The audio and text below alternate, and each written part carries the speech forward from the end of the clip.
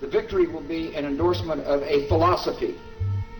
I believe in my heart of hearts the victory in 1998 is going to be good for Texas. That's the most important thing about the campaign.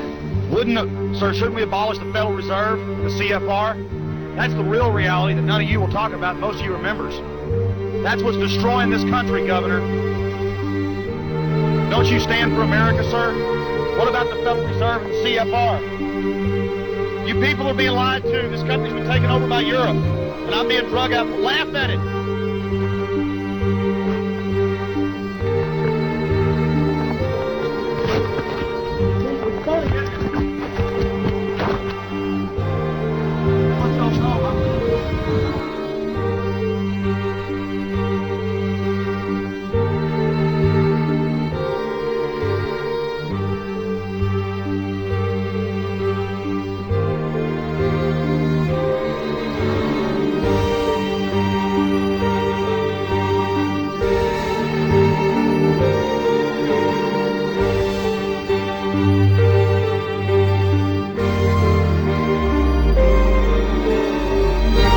Looking at video that I personally shot during the cremation of care ritual held at Bohemian Grove.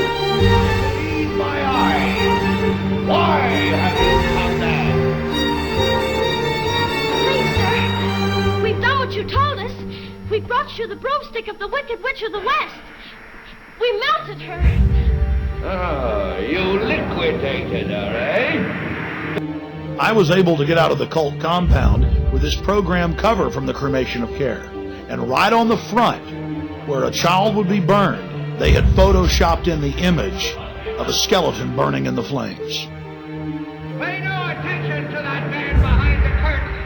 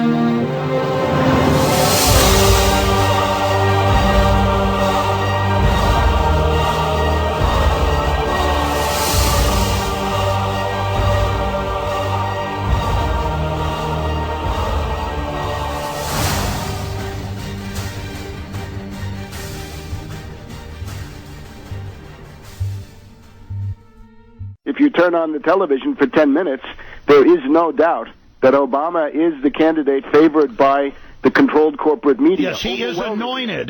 The choice that's being made is, of course, being made by Wall Street, and it's being made by our old friends, the Trilateral, Rockefeller, Bilderberger, Council on Foreign Relations, Rand Corporation, Chicago Schools, Skull and Bones, Ford Foundation, you name it. They have all lined up behind Obama in a way that is unprecedented. You've got a unified oligarchical front now around Obama. McCain is barely mentioned. Hillary Clinton was swept aside. Others swept aside. It's been reported that you and your wife are in the globalist CFR, which is a Council on Foreign Relations.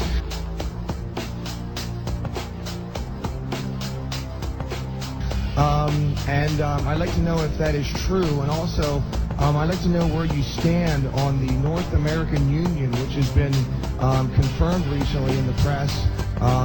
Ron Paul actually spoke about it, and the Congress has actually spent some money on it. This North American Union involves a union much like the European Union, only with Canada, Mexico, and the United States, and the possible merging of the money system into a piece called the Amero, which would actually strip the United States of some of its sovereignty and perhaps our rights. Where do you stand on that? Well, first of all, I'm not...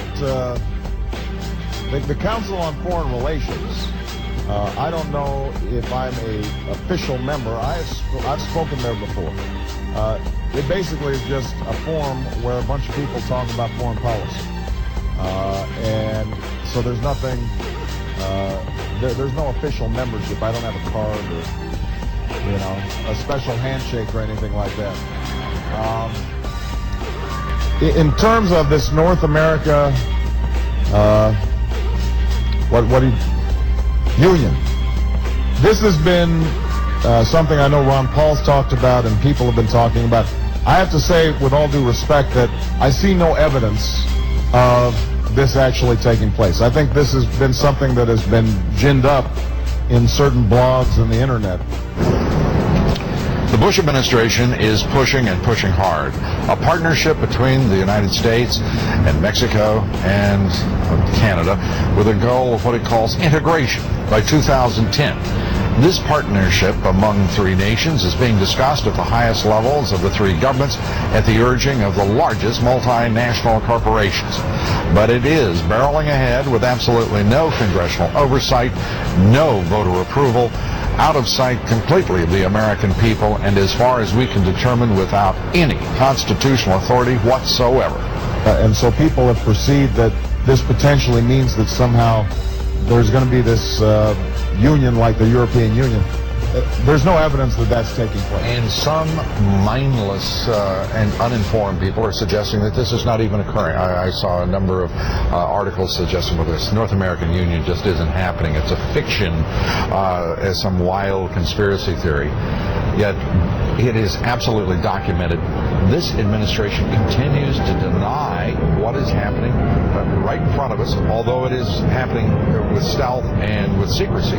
It's happening. President-elect Obama giving new life to the North American Union, a plan by business and political elites to tear down the trade barriers among the United States, Canada, and Mexico, and to create a NAFTA superhighway, all of which to be done without the approval of Congress or the American people. President-elect Obama named a die-hard free trader and NAFTA supporter to be his U.S. trade representative. Bill Tucker has our report.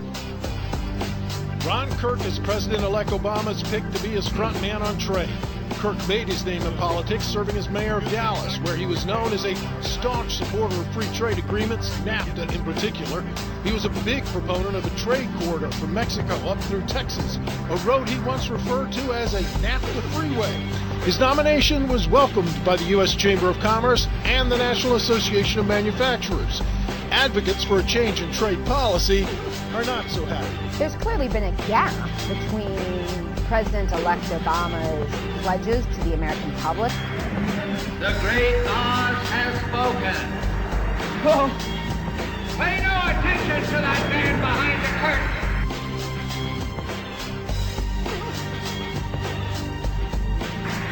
The great Oz has spoken. Who are you?